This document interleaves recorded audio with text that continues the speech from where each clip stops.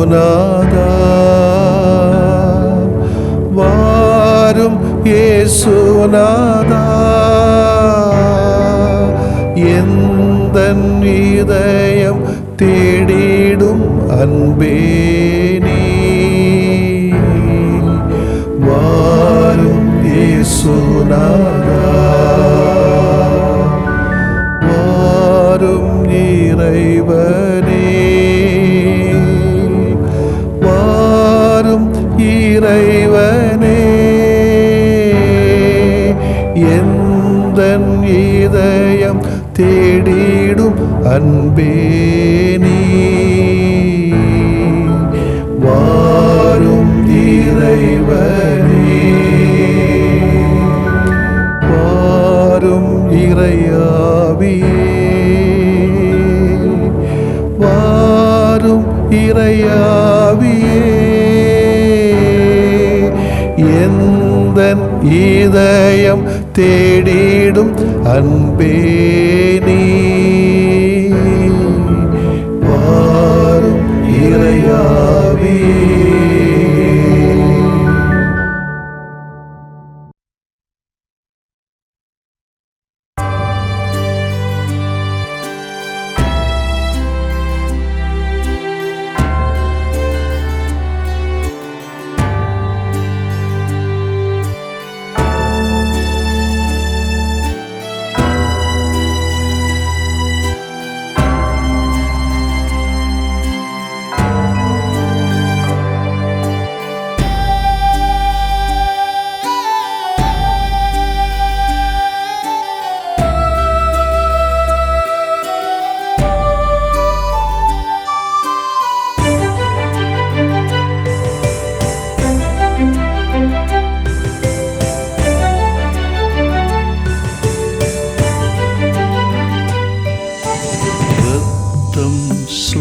சொட்ட கைகால் பலமிழக்க இயேசு நான் உனக்காகினே இதயத்தின் அன்பை மறப்பாயோ என்று உன் வாழ்வை மாற்றாயோ இரத்தம் சொட்ட சொட்ட கைகால் பலமிழக்க இயேசு நான் உனக்காகினே என் இதயத்தின் அன்பை மறப்பாயோ இன்று உன் வாழ்வை மாற்றாயோ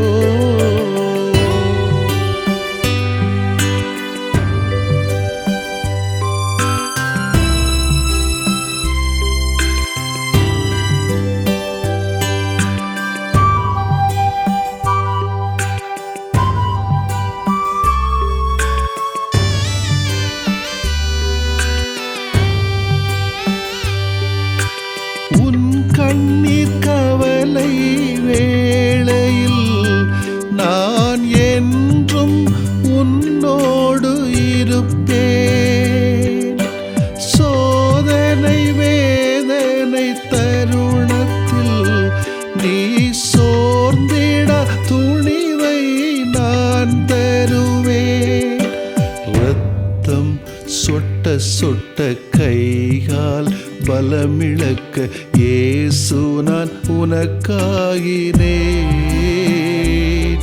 என் இதயத்தின் அன்பை மறப்பாயோ இன்று உன் வாழ்வை மாற்றாயோ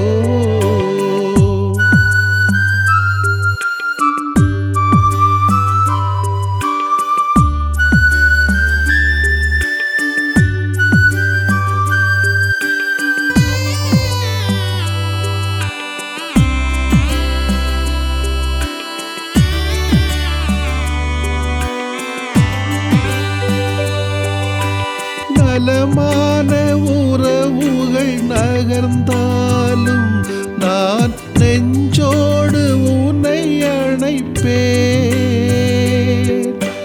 தனிமை உன்னை தாக்கும் பொழுது நீ தளர்ந்திட உறுதியை நான் தருவேன் இரத்த சொட்ட கைகால் பலமிழக்க இயேசு நான் உனக்காகினேன். என் இதயத்தின் அன்பை மறப்பாயோ, இன்று உன் வாழ்வை மாற்றாயோ.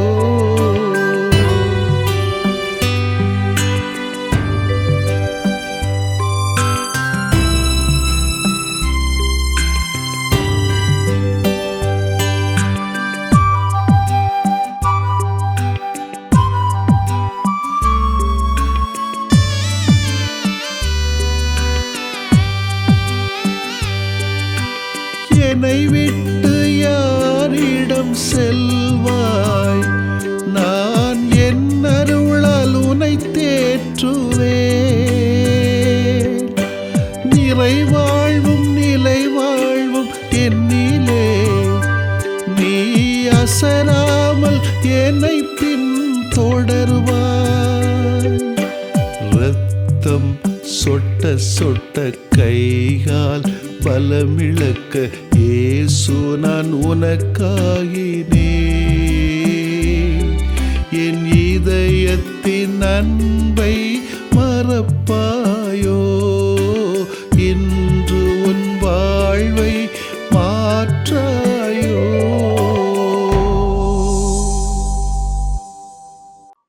மார்க் எழுதிய நற்செய்தி அலகு 8 இறை சொற்றொடர்கள் 27 முதல் 35 வரையிலானவைகள்.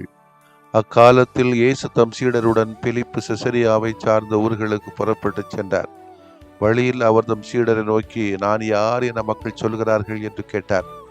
அதற்கு அவர்கள் அவரிடம், சிலர் திருமுழுக்கு யோவான் எனவும், வேறு சிலர் எலியா எனவும், மற்றும் சிலர் இறைவாக்கினருள் ஒருவர் எனவும் சொல்கின்றனர் என்றார்கள். ஆனால் நீங்கள் நான் யார் எனச் சொல்கிறீர்கள் என்று அவர் அவர்களை கேட்க, பேதுரு மறுமொழியாக, நீர் மெசியா என்று உரைத்தார். தம்மை பற்றி எவரிடமும் சொல்ல வேண்டாம் என்று அவர்களிடம் அவர் கண்டிப்பாய் கூறினார். மானிட மகன் பலவாறு துன்பப்படவும், மூப்பர்கள், தலைமை குருக்கள், மறைநூல் அறிஞர்கள் ஆகியோரால் உதறி தள்ளப்பட்டு கொலை செய்யப்படவும் 3 நாட்களுக்கு பின் உயிர்த்தெழ வேண்டும் என்று இயேசு அவர்களுக்கு கற்பிக்க தொடங்கினார். இதையெல்லாம் அவர் வெளிப்படையாகவே சொன்னார்.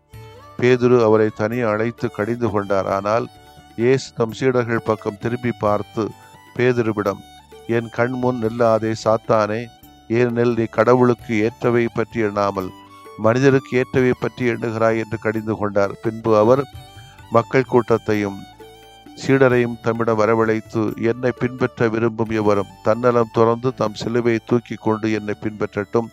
ஏனெனில் தம் உயிரை காத்துக்கொள்ள விரும்பும் எவரும் அதை இழந்து விடுவார். என் பொருட்டும் நற்செய்தியின் பொருட்டும் தம் உயிரை இழக்கும் எவரும் அதை காத்து கொள்வார் என்றார். ஆண்டவரின் அருள்வாக்கு. இறைவா உமக்கு நன்றி. கிறிஸ்து இயேசுவில் பிரியமுள்ள சகோதர சகோதரிகளே, பொது காலத்தின் 24ஆம் ஞாயிறு வழிபாட்டை கொண்டாட வந்திருக்கின்ற உங்கள் யாவருக்கும் இணையதளம் மூலமாக வரவேற்றுக் கொள்கிறேன். என்னுடைய வாழ்த்துக்களையும், இந்த நாள் உங்களுக்கு இனிய நாளாக, இந்த வாரம் இனிய வளமையான வாரமாக இருக்கவும், நீங்கள் உடல்நலத்தோடு வாழவும், இருக்கக்கூடிய அனைத்து துன்பங்களையும் இயேசுவினால் அதை துணிவோடு எதிர்கொள்ளக்கூடிய சக்தியை கடவுள் தரவும், உங்கள் வாழ்க்கை வளமையாகவும் உங்களுக்காக நான் மன்றாடுகிறேன். மனிதர்களாகிய நாம் துன்பம் வருகின்ற நேரத்திலே கலங்காதிருக்க வேண்டும். துன்பமே வராத வாழ்வு என ஒன்றில்லை. துன்ப தருணங்களில் அமைதியோடு வந்த துன்பத்தை எதிர்கொண்டால் வாழ்வை எளிதாக வெற்றிவிடலாம் எனவும், துன்பத்திற்கே துன்பம் கொடுத்து அதை விரட்டும் விறுவிறுப்பான வழிமுறைகளையும் சொல்லித் தருகிறது இந்த இறைவார்த்தைகள். துன்பம் வரும் வேளையிலே சிரியுங்கள், அன்றைக்கு சொல்லி வைத்தான் வள்ளுவன் என்று பாடுவோமே. துன்பம் வருகின்ற நேரத்தில் நாம் எப்படி நடந்து கொள்ள வேண்டும்? துன்பங்கள், இன்றைக்கு வியாகுல அன்னை இன்றைய விழாவை கூட நம்ம கொண்டாடுகிறோம். கருவுற்றதிலிருந்தே, அதுக்கு முன்னாதிலிருந்தே கடைசி வரைக்கும் துன்பம் தான் அந்த அம்மாவுக்கு. என்ன பாவம் செய்தாலோ தெரியாது. துன்பங்கள் துயரங்கள் வந்ததால் இவளை வியாகுல தாய் என்று சொல்லவில்லை நான். மாறாக வந்த துன்பங்களை எல்லாம் துயரங்களை எல்லாம் எப்படி துணிவோடு அதை கையாண்ட விதம் இருக்கிறதே, அதுதான் இவளை வியாகுல தாயாக மாற்றியிருக்கிறது. வலி வரணும், ஆனால் பாதிக்கப்படக்கூடாது வலியார். We can have the pain but we don't suffer அப்படி சொல்லுவாங்கள்ல. வலி வரணும். குழந்தை பிரசவம் ஆகணும்னா வலி வந்தாகணும். ஆனால் அது நமக்கு பாதிப்பை உண்டாக்கக்கூடாது பார்த்துக்கணும். துன்பங்களும் வலிகளும் தவிர்க்கப்பட வேண்டியவைகள் அல்ல, அது சந்திக்கப்பட வேண்டியவைகள்.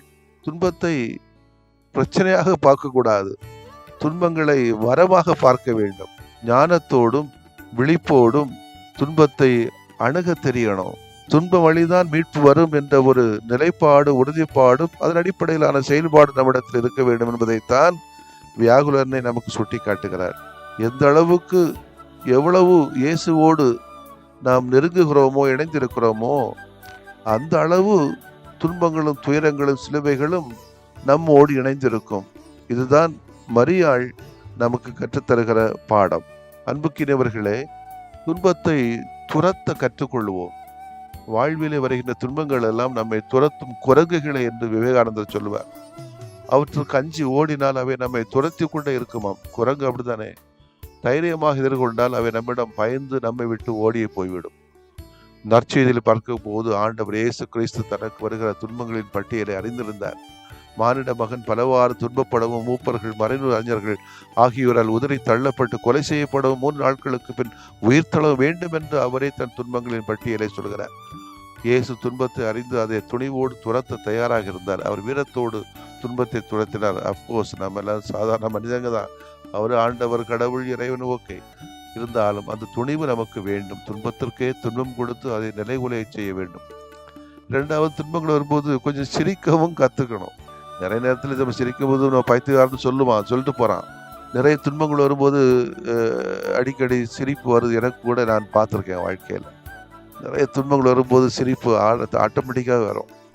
துன்பம் வரும்போது சிரிக்க கற்றுக்கொள்ள வேண்டும். துன்பத்தை எதிர்கொள்வதற்கு ஏற்ற துணை சிரிப்பை தவிர வேறு இல்லை என்று சொல்வார்கள். உலக அழகி போட்டிகளில் கலந்து கொள்கிற அழகிகளும் சரி, கிரிக்கெட் உள்ளிட்ட விளையாட்டு போட்டிகளில் கலந்து கொண்ட விளையாட்டு வீரர்களும் சரி, ஒரு சிலர் தாங்கள் வெற்றி பெறும்போது அளவு கடந்த ஆரவத்தோடு அந்த வெற்றி உணர்வை வெளிப்படுத்துவதை பார்க்கிறோம். அதே நேரம் போட்டியிலே வென்றாலும் கூட சிலர் சிரித்தவாறே தோல்வியுற்றவர்களிடம் கைகுலுக்கி தோற்றவர்களின் தகுதியை பாராட்டுவதை பார்க்கிறோம். வாழ்க்கை என்கிற விளையாட்டிலே வெற்றி தோல்வி சகஜம் என்ற மனப்பான்மை பெறுவதே வாழ்வில் நிம்மதி அடைய ஒரே வழி. ஆண்டவர் இயேசு கிறிஸ்துவின் வாழ்விலே சிரித்த முகத்தோடு தனது பணியை செய்தார். அவமானங்கள், இழிவுகள், புறக்கணிப்புகள் மத்தியிலும் தன் சிரிப்பை அவர் சிதறிவிடவில்லை. நாமும் சிரித்த முகத்தோடு துன்பத்தை சந்தித்து அது துன்பத்தின் முன் தலைநிமிர்ந்து நிற்க வேண்டும். 3வது, துன்பத்தை வெல்லவும் கற்றுக்கொள்ள வேண்டும். தடைகள் தோன்றிய இடத்திலெல்லாம் கூட வண்டியை காளை மாடு போல இழுத்துச் செல்கிறதே, அதுபோலத்தான் தொடர்ந்து முயல்பவனின் துன்பம் தானே விலகிவிடும் என்று சொல்வார்கள். ஆண்டவர் இயேசு துன்பத்தை வென்ற வெற்றியின் வீரர். உயிர்ப்பு நாள் அவரின் வெற்றி. வென்ற ஆண்டவர் நம்மையும் துன்பத்திலிருந்து வெற்றி வர அழைக்கிறார். துன்பத்திற்கே துன்பம் கொடுத்து வெற்றி வாகை சூட நாம் தயாராவோம். ஆமேன். மன்றாடுவோமாக. இறைவா, எங்களது விசுவாச பிரமாணங்களை சீர்தூக்கி பார்க்கவையும். விசுவாச பிரமாணங்கள் சொல்வதாலே நாங்கள் எந்த பயனும் பெறுவதில்லை. ஆனால் அதை வாழ்ந்து காட்டுகிற பொழுது வருகின்ற துன்பங்களை ஏற்றுக்கொள்ளக்கூடிய சக்தியை தாரும். துன்பங்களை கிறிஸ்துவின் துன்பங்களோடு இணைக்கின்ற போது நாங்கள் வாழ்வடைகிறோம் என உணர்ந்தறிய எங்களுக்கு அருள் தாரும். ஆண்டவரே, ஆமேன்.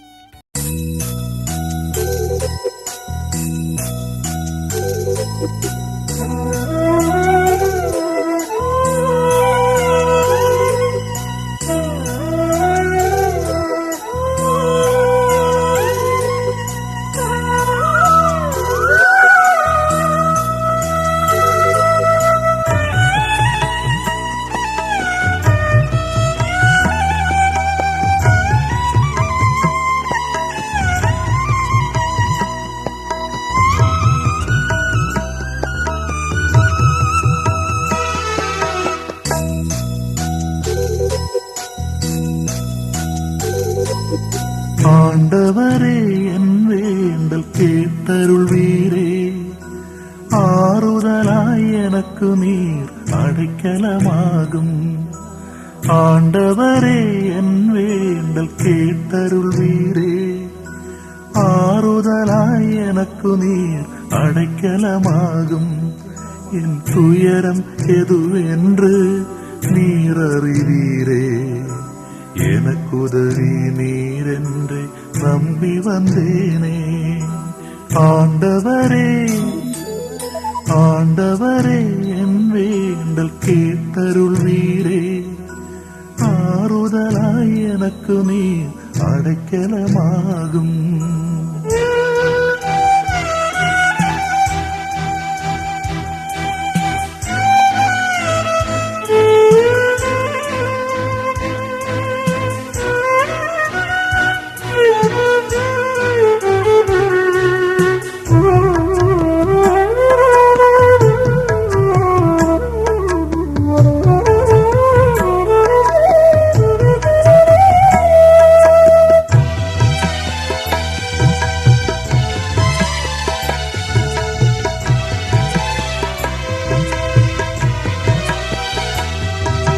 துயரம் பல என எழுப்ப துவண்டு போனே துடுப்பிழந்த படகாக தனிமையானே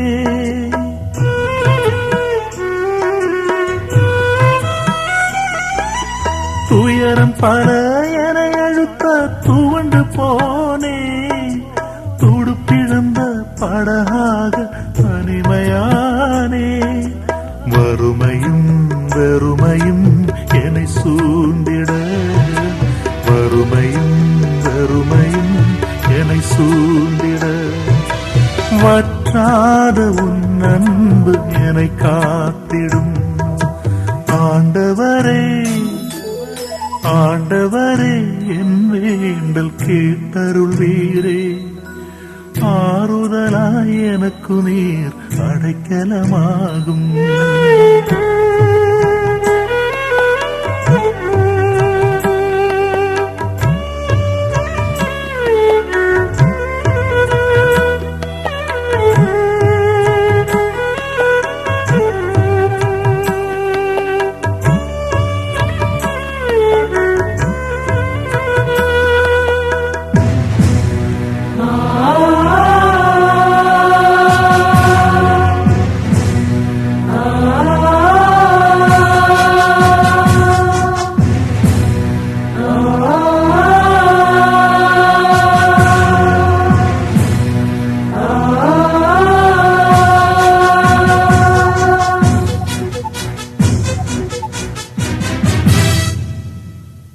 அநியாய செயல் கண்டு உள்ளம் அழுதேன் அதை மாற்றும் வரம் கேட்டு உன்னை தொழுதேன்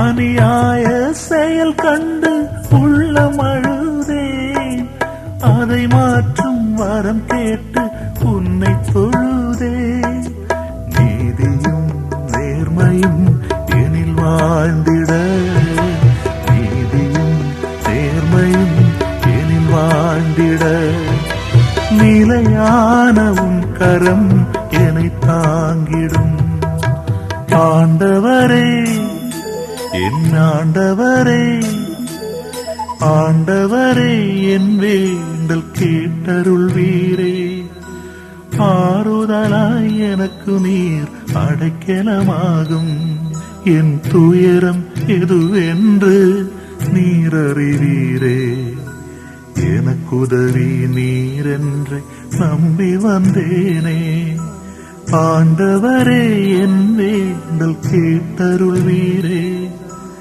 ஆறுதலாய் எனக்கு நீர் அடைக்கலமாகும்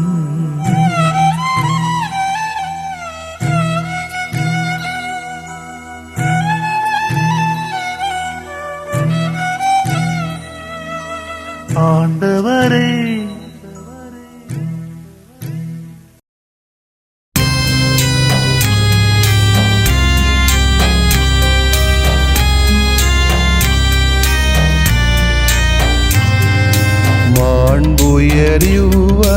மாண்புயரிவருள்ளடையாளத்தை தாழ்ந்து பணிந்து ஆராதிப்போம். பழைய நியம முறைகள் அனைத்தும் இனி மறைந்து முடிவு பெறுக.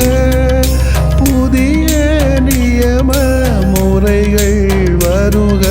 புலன்களாலே மனிதன் இதனை அறிய இயலா குறைகள் நீக்க நம்பிக்கையின் உதவி பெறுக.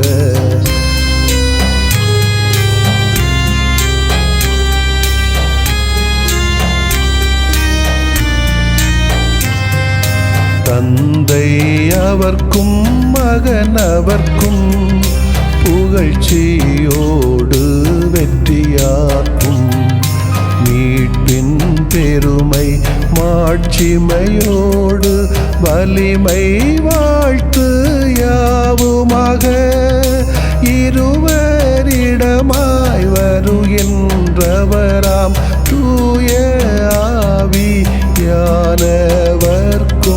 அளவில்லாத சமப்புகழ்ச்சி என்றுமே உண்டாகுக. ஆமென். வானின்று அவர்களுக்கு அப்பமளித்தீரே,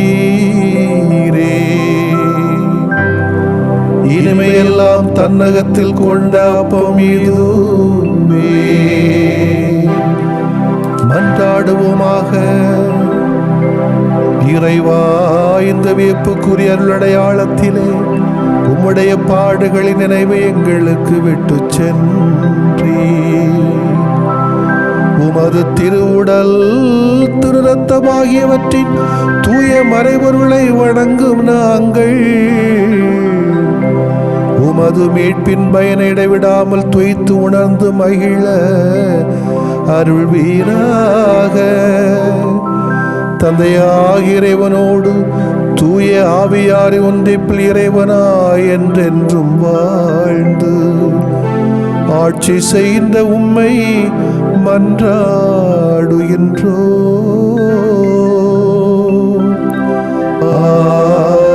ஆமென்.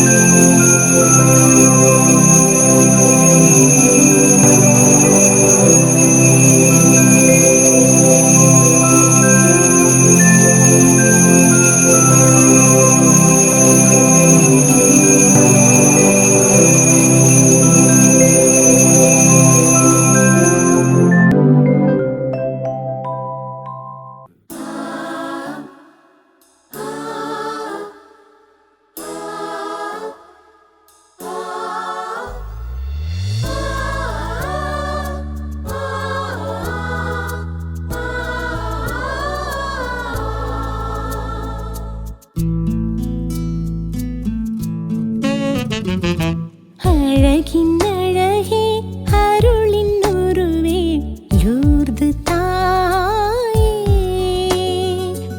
அகத்தில் அமைதி சுரக்கும் சுனையே அகில முகில் நீரே. அழகின் அழகே அருளின் உருவே லூர்து தாயே, அகத்தில் அமைதி சுரக்கும் சுனையே அகில முகில் நீரே. பாசதீபம் பாதமேற்றி உம் பரிவை வேண்டிடவே, பாதுகாவல் நீரையாகி பாதை காட்டும் தாயே. பாசதீபம் பாதமேற்றி உம் பரிவை வேண்டிடவே,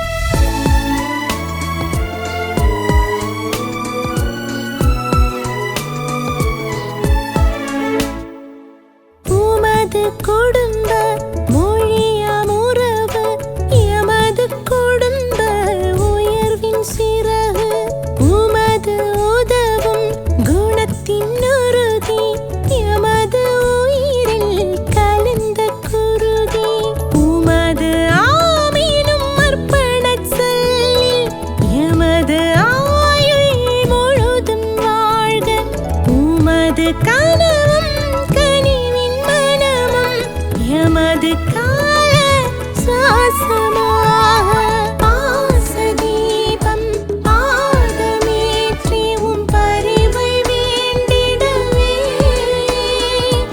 ஆது காவல் நீரையாகி பாதை காட்டும் தாயே அழகின் அழகே அருளின் உருவே லூர்து தாயே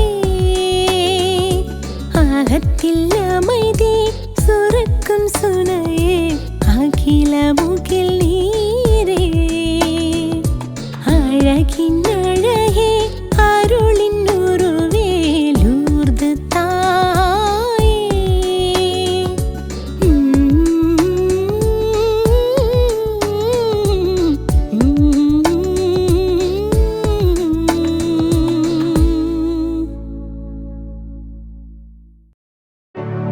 நிலையான புகழுக்குரிய தூய இறை நன்மைக்கு எல்லா காலமும் தொழுகையும் புகழும் போற்றியும் ஆட்சிமையும் உண்டாக கடவது போற்றியும் ஆட்சிமையும் உண்டாக கடவது. தந்தை மகன் தூய ஆவியாரின் பெயராலே ஆமென்.